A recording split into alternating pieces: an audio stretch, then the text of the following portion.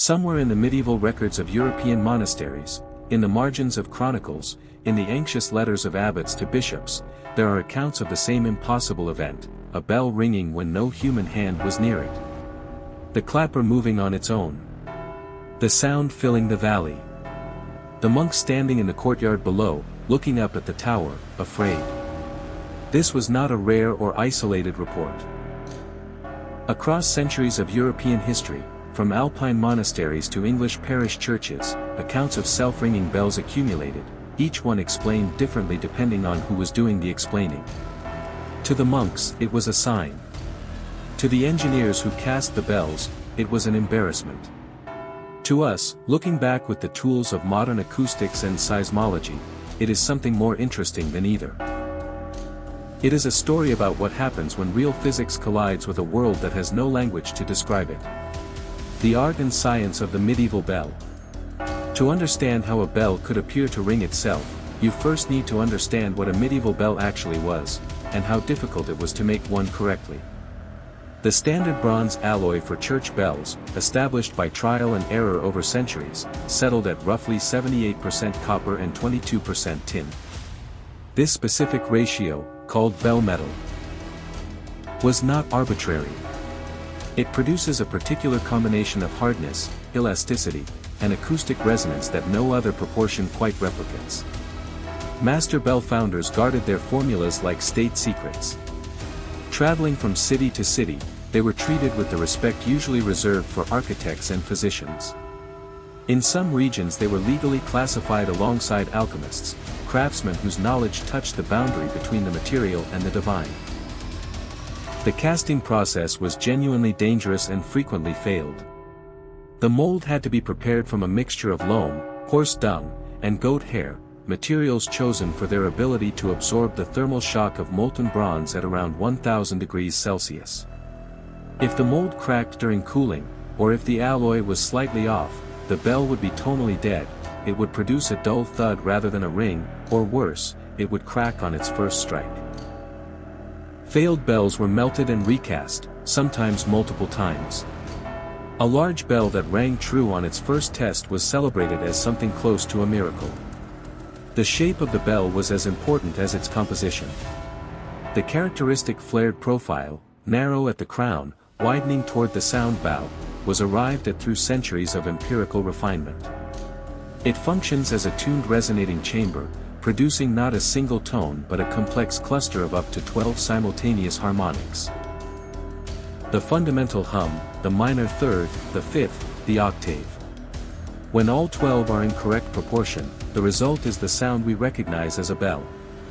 When they are not, the bell sounds wrong in ways that are difficult to articulate but immediately obvious to anyone who hears it. What the monks heard, the physics of resonance. A bell hanging in a stone tower is not an isolated object. It is part of a system. Connected to the wooden beam it hangs from, to the masonry of the tower, to the ground beneath the foundation. And that system is in constant, subtle motion. Every large structure has what engineers call a natural frequency, a specific rate of vibration at which it resonates most efficiently.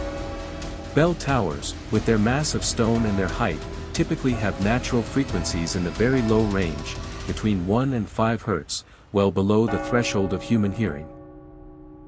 This is the realm of infrasound, vibration you cannot hear but can feel, transmitted not through the air to your eardrums but through the ground, through the walls, through your bones and organs. When the earth moves, not in a dramatic earthquake, but in the constant low-frequency trembling that seismologists call microseismic noise, it causes the tower to vibrate at its natural frequency. That vibration travels up through the stone, into the wooden beam, and into the bell itself. If the frequency matches, or nearly matches, the bell's own resonant frequency, something remarkable happens, the bell begins to oscillate. Not violently. Not with the full swing of a deliberately rung bell. But enough, in a large, heavy bell with a heavy clapper, to produce sound. This is not speculation. Modern seismologists have demonstrated precisely this mechanism. Research published in the Journal of Seismology in 2020 confirmed that ringing bells generate vibrations detectable by seismometers hundreds of meters away, and, crucially, that the process works in reverse. Seismic vibrations from the ground can be converted into acoustic waves by a bell tower, causing the bells to sound. The same physics that allows a bell to shake the earth also allows the earth to ring the bell. Infrasound, the sound that makes you afraid. There is a second mechanism, perhaps even more important for understanding the medieval accounts, and more unsettling in its implications. Large bells produce not only audible sound but infrasound, frequencies below 20 Hz that the human ear cannot consciously detect. At around 19 Hz, a frequency that large bronze bells can sustain long after the audible ring has faded, infrasound has a documented effect on the human body and mind. Researcher Vic Tandy, working at Coventry University in the 1990s, identified 19 Hz infrasound as a cause of anxiety, unease, peripheral visual disturbances, and a powerful, sourceless sense of presence, the feeling that something is in the room with you. Tandy's discovery came accidentally. His laboratory was reportedly haunted, with staff reporting strange visions and feelings of dread, until he traced the source to a standing wave of infrasound generated by an industrial fan. When he removed the fan, the hauntings stopped. Now apply this to a medieval monastery. A large bell has been ringing, perhaps triggered by seismic vibration, perhaps by wind moving the clapper. The audible sound fades within a minute. But the infrasound continues, traveling through the stone walls, filling the chapel, the dormitory, the chapter house. The monks feel it without knowing they feel it. Their hearts beat faster. Shadows at the edge of their vision seem to move. The air feels different, thicker, somehow charged. Some experience a sudden, overwhelming sensation of divine presence. Others feel terror. They have no concept of infrasound. They have no seismometers. What they have is a theology that tells them bells are the voice of God, and their own nervous systems, responding to a frequency they cannot hear, telling them that something extraordinary is happening. They were not wrong that something extraordinary was happening. They were wrong only about the source. The bell is warning system. There is a historical pattern in the accounts of self-ringing bells that becomes significant once you understand the seismic mechanism.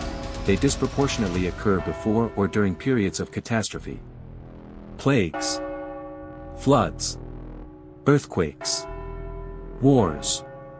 This is not as mystical as it sounds. Many of the catastrophes that medieval communities feared most, particularly floods and earthquakes, are preceded by exactly the kind of low-frequency ground motion that would cause a sensitive bell to ring. A large flood begins with the movement of enormous masses of water through the landscape, generating ground vibrations detectable many kilometers away. An earthquake is preceded, sometimes by hours, by low-frequency precursor waves. A large bell in a stone tower, in a geologically active region, could genuinely function as a crude but real early warning system, registering disturbances before any human could perceive them directly.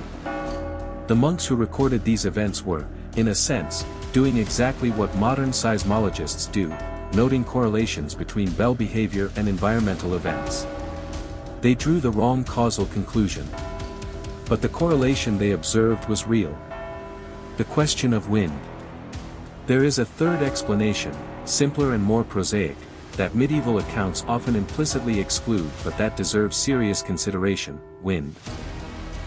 A heavy bell clapper, suspended inside a large bronze bell, will respond to sustained wind passing through an open bell tower. Not to a brief gust, the mass is too great for that. But to a sustained, directional wind of sufficient force, the clapper can begin to oscillate, building amplitude slowly until it strikes the bell. This process can take minutes, building gradually until the first strike, which then sets the bell itself swinging and produces a full ring. The reason medieval accounts tend to dismiss this explanation is telling. Many of the recorded instances occurred on still nights. The night of the winter solstice appears repeatedly in the folklore, as does the dead calm before a storm.